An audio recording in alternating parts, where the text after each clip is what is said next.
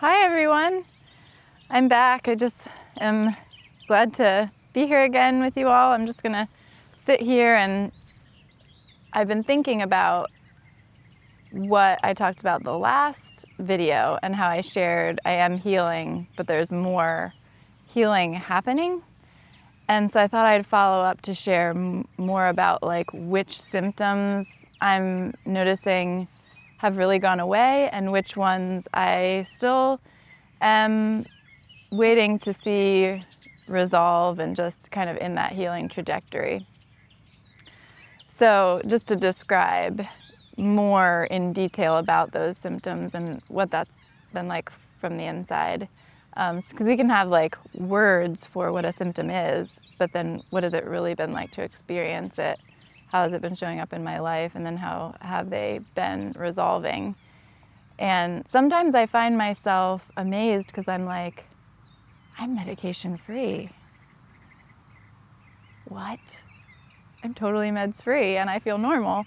So that's a pretty amazing thing. So it's a hard-won victory to really notice that healing progress and to know you're really getting out of the grips of the power of those pills and the dependency on them. So yeah, so I actually printed off from the Surviving Antidepressants website their list of symptoms.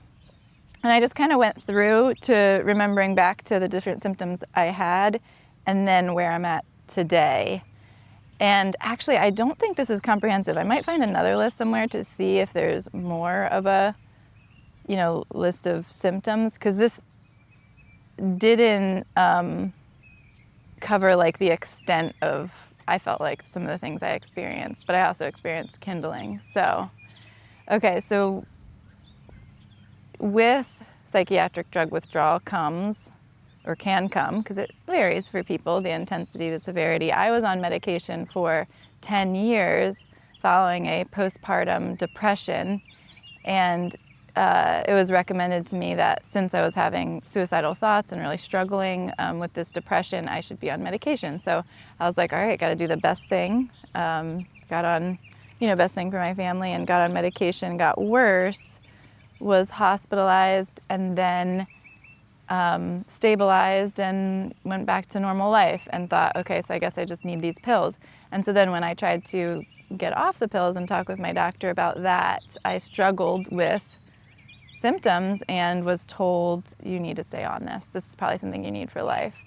So that was the concept. And that's a concept I know a lot of you guys have worked with and been told and heard from professionals is if you have trouble getting off of these, that must mean you really need these for life, which isn't true. It's really an unfortunate idea that has been spread that you need these in order to live, and you don't. It's hard to get off. That's the thing, it's just hard to get off. So I stayed on, believing that it was the safest thing for myself and my family, and then finally was willing to, seeing that this wasn't a dependency I want for life, was ready to take that chance and to get off. Now, there are safer ways to get off that I did not really have a full understanding of, and that's to taper long and slow. So definitely recommend that, tapering long and slow, for less symptoms and less severe of a healing in sense of injury and need for healing. So I definitely recommend tapering long and slow. But some of us have found ourselves in a position where it's too late to do that. And there is hope. So don't give up. Don't think, oh, because I tapered wrong, I'm never going to heal. Oh, because I didn't listen to this doctor, not that doctor, I'm never going to heal. Or I didn't get the right information, I'm never going to heal. Or I kindled, so I'm never going to heal. Or I switched too many meds, so I'm never going to heal. That's not true. It's just not true. It might be a harder healing process, but healing still happens. So hang in there, like take heart. I really thought I wasn't going to heal and really needed other people to hold my hand through that and tell me, no, you will heal, you will be okay. So yeah, just know, even if you're having a rough go of it, your body can sort this out and can heal. So some of the symptoms I had were crying spells. I had like a lot of crying throughout every day, and despair, like a total worsened mood, like the darkest, deepest, most despairing kind of experience I could have ever, like I wouldn't have thought that would even be possible, to have that much despair and hopelessness. Low energy for sure. Trouble concentrating, yes. Insomnia and trouble sleeping, yes. Change in appetite. Yeah, for a while I could not eat much at all. It was terrible, and I wanted to be able to eat and be normal, but food for me became a tasteless texture and disgusting. It was like disgusting to put in my body for a while, and I was just like eating what I could tolerate to chew and swallow for just trying to get myself to survive. But I had like rapid weight loss around that time. Suicidal thoughts, yes, definitely. It was really hard to fight the suicidal thoughts and hopelessness. And I will probably make more videos about that, a video about that specifically later, like how to fight through and hang on for life when you're having a lot of suicidal thoughts. Anxious, nervous, intense. I don't know, I might have had full-blown panic attacks. It kind of felt like I was always on the verge of a panic attack in many ways. Chest pain, I don't remember, I might have. Trembling, jittery, or shaking. Yes, I did a lot of trembling. I had a lot of like, my body would just kind of shake. And like I couldn't get it to settle. Irritability, yes. Agitation, yes. Impulsivity, I might have had some of that. I tried to stay controlled, but I definitely felt more like, you know, a loose cannon. Aggressiveness, I don't think that showed up. Self-harm, no. Homicidal thoughts or urges, I don't think I had that. Confusion or cognitive difficulties, yes. I needed a lot of help to think and to just do basic tasks. It was very hard to focus. One thing that's not listed on here is looping thoughts, which I think would go under anxiety, but very intense looping thoughts, like things just wouldn't resolve and the intensity would just seem to ramp up. So I had a lot of that. Elevated mood, not so much, but sometimes would feel better and hopeful for a little bit of time in those like windows. But definitely mood swings of like seeing things, my perspective, everything going really down. And it says manic-like reactions. I could relate to that because I felt very, very intense and manic-like at times. I didn't have any hallucinations or visual hallucinations, but I did feel detached and unreal, like dissociation. So depersonalization, I definitely felt that. Like I felt like I was in a glass jar and I wasn't real, but everybody else was real around me, but I was like in a different realm. And that was really horrible. Like I felt exiled from the human race, or like I wasn't connected to everyone anymore, and I was somehow obsolete or something, and I could not get myself back into the human normal life. Like it felt like other people were living life and I was maybe watching from the outside, but doomed. That's another thing that's not written on here, is impending doom. I had a very strong sense of impending doom a lot. It says excessive or intense dreaming and nightmares. I might have, but have just forgotten, I don't know. Flu-like aches and pains, definitely had that.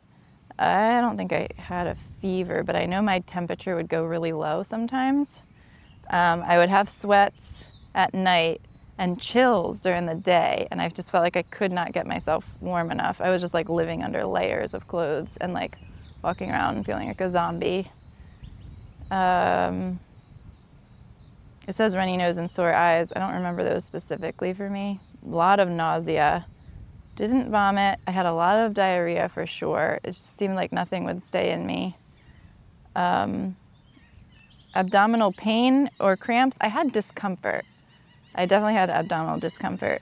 I don't know about stomach bloating. I don't think I had that. Disequilibrium, spinning, swaying, lightheaded, hungover, feeling waterlogged. I definitely felt hungover and like something was wrong about my body and my presence in my body and my sense, like it almost felt like I was slower or something. So unsteady gait, poor coordination, maybe that would be considered that. Motion sickness, I mean, kind of like just like the nausea and not feeling right in my body. So maybe that one. I don't remember having much headache, but I might have. Tremor of just like my body trembling I had. Numbness, burning, or tingling. I think I had that sometimes, definitely.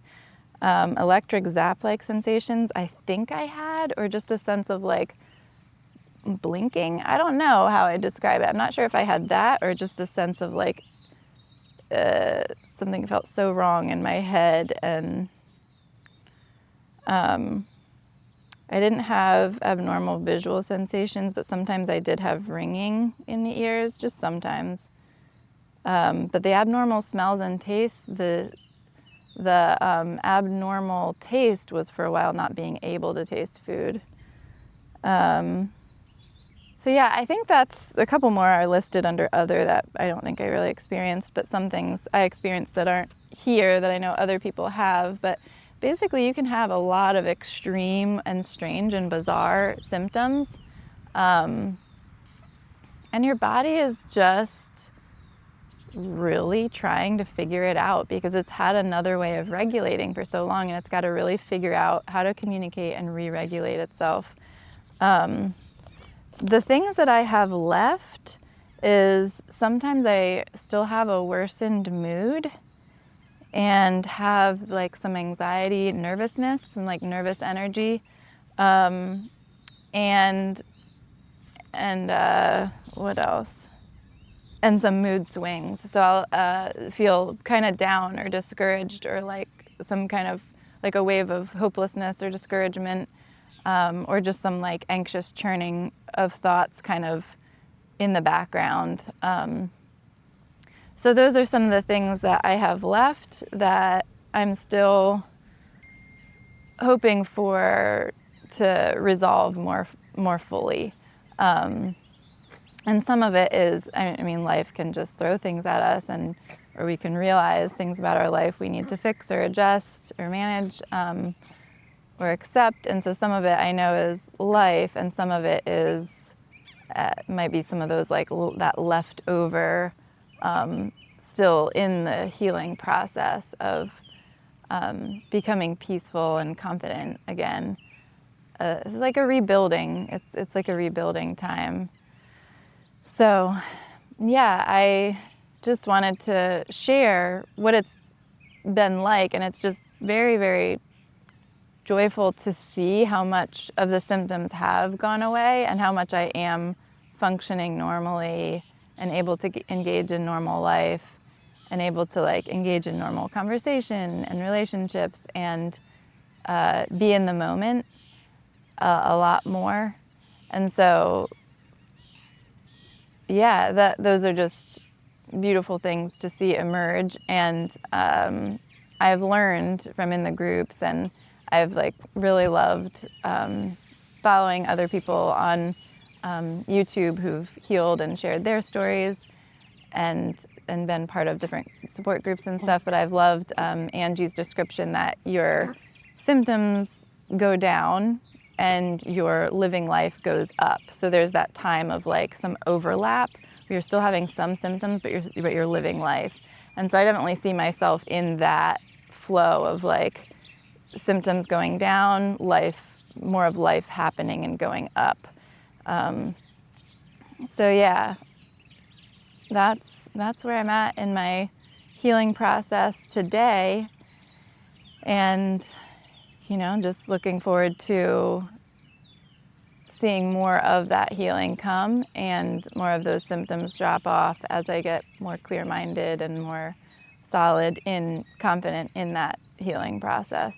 So this is 20 months out for me, and I've had, let's see how long since the kindling, it's been over a year, but it won't be 2 years until this upcoming February. So I've definitely have some time under my belt, but I know the healing process also takes a while. So just learning to accept that it takes time and to be patient and to let my body do the work.